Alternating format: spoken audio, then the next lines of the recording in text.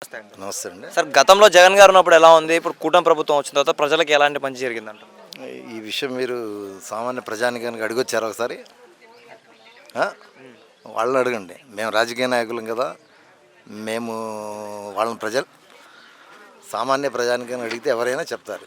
ఈ సంవత్సరంలో వాళ్ళు పడిన బాధలు కానివ్వండి, వాళ్ళు ఎంతో ఆశతో ఏదో ఈ ప్రభుత్వం యొక్క కూటమి ప్రభుత్వం 3 పార్టీలు కలిసి ప్రజల్ని నమ్మక ద్రోహం చేశాయి. ఈ నమ్మక ద్రోహాలని ఇప్పుడు ఈ స్థితిలో ఎలక్షన్లు పెట్టినా సరే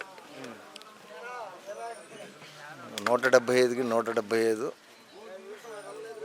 వైఎస్ఆర్ కాంగ్రెస్ పార్టీ అవలీలుగా ప్రజాస్వామ్యంలో ప్రజలు ఎన్నుకోవడానికి సిద్ధంగా ఉన్నారు. సార్ అలాగే జగన్ గారు చెప్పినట్లు జూన్ 4వ తారీఖు అంటే ఈ రోజు వెన్నుపోటు దినోత్సవం అన్నారు. నిజంగానే ప్రజలకి కూటమి ప్రభుత్వం వెన్నుపోటు పొడిచిందంటారా? మరి ఇచ్చిన హామీలు ఏమైనా నెరవేర్చారా? సూపర్ 6లో ఏదైనా నెరవేర్చారా చెప్పండి. ఏదైనా అభివృద్ధి ఏమైనా జరిగిందా? ఎక్కడ జరగలేదు కదా. మరి వెన్నుపోటు దినోత్సవం కాగా ఏమైనా సంబరాలు జరుపుకుంటారా? ఏముంది సంబరాలు జరుపుకోవడానికి? అలాగే సూపర్ 6 పథకాల కిందకి వచ్చేస్తే ఉచిత బస్సు ఒకటి ఫ్రీగా ఇస్తా అన్నారు. గ్యాస్ సిలిండర్లు కూడా 3 సంవత్సరానికి ఇస్తామన్నారు. కానీ ఇప్పుడు ఎందుకు ఎక్కడ కూడా వాటి గురించి కనబడట్లేదు. ఎప్పుడు మొన్న చంద్రబాబు నాయుడు గారు ఎప్పుడు అన్నారుగా ఉచిత బస్సు ఎప్పుడు ఫ్రీ అని. ఎప్పుడు ఏ డేట్ అన్నారు? ఆగస్టు 15. ఎప్పుడు అంటే 2028 ఆగస్టు 15 నుంచి ఫ్రీ బస్సులు మొదలు పెడతారు. అంటే అంత గ్యాప్ ఎందుకు సార్? అంతే, ఎలక్షన్లు అప్పుడు దగ్గర ఉంటాయిగా. అది ఇంకోసారి నమ్మక ద్రోహం చేయాలిగా ప్రజానికానికి. అది అందుకోసం. అంటే ఇప్పుడు మళ్ళీ గతంలో ఈ పథకాలన్నీ చేసి ప్రజల్ని సోమరిపోతులు చేశాడు అని చెప్పేసి కూటమి ప్రభుత్వం అనేది జగన్ గారిని గతంలో ఎలా చూడొచ్చు అంటారు దీన్ని? ఆ మాట ఎవరన్నా అంటే ఇప్పుడు చెప్పు పెట్టి కొడతారు.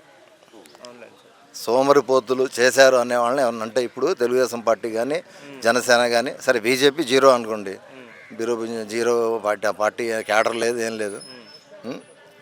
జనాలు చెప్పు పెట్టి కొడతారు ఆ మాట అంటే. ఎందుకని సార్? అది చెప్పారు. సోమరిపోతులు ఏంటి? ప్రజాస్వామ్యంలో ప్రజలకి సంక్షేమ పథకాలు అందించొద్దా? తప్ప ఏంటి?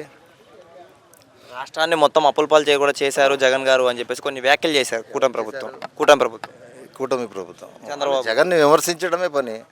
జగన్ చేసిన సంక్షేమ కార్యక్రమాలు చేయడం వాళ్ళకి చేత కాదు. వాళ్ళకి విమర్శ ఒక్కటే. వాళ్ళకి నరనరాల భయం పట్టుకుని ఉంది. ఇప్పుడు తెలుగుదేశం పార్టీ కూటమి ప్రభుత్వం అప్పులు తెచ్చింది. జగన్ కన్నా ఎక్కువ చేసింది అప్పులు, 1,50,000 కోట్లు. ఇప్పుడు ఏం చేశారు వీళ్ళు? ఇప్పుడు అంటే చంద్రబాబు గారు కూడా ఏమంటున్నారు అంటే జగన్ గారు అప్పుల్లో ముంచేసి వెళ్ళారు, రాష్ట్రాన్ని తీసుకురావాలంటే చాలా కష్టంగా ఉంది, ఏదైనా దారి ఉంటే మీరే చెప్పండి అని ప్రజలను అడుగుతున్నారు. అలా అడగడం ఎంతవరకు కరెక్ట్ అంటారు? అసెంబ్లీలో ఆర్థిక శాఖ మంత్రి పయ్యావుల కేశవ్ గారు ఏమన్నారు, బయటకు వచ్చి ఏమంటున్నారు, అది ప్రజలందరికీ తెలుసు. మీరు అసలు ఇవన్నీ మీరు ప్రజలకి నమ్మించడానికి ఏం లేదు. ఇక అందరికీ తెలుసు అది ఎవరు అప్పులు చేశారు.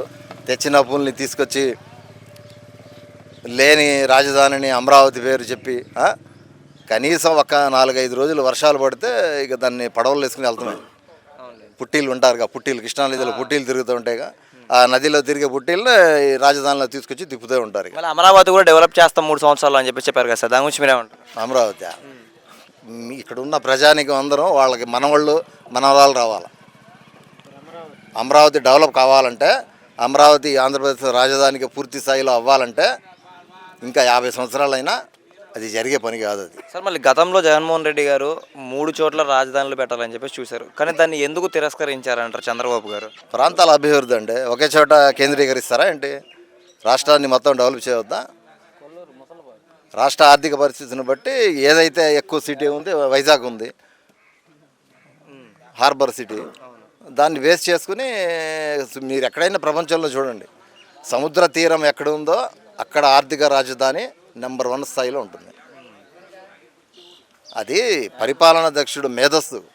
అది ఆ ఆలోచనలో జగన్మోహన్ రెడ్డికి తప్పితే ఈ రాష్ట్రంలో ఎవరికి తట్టదు.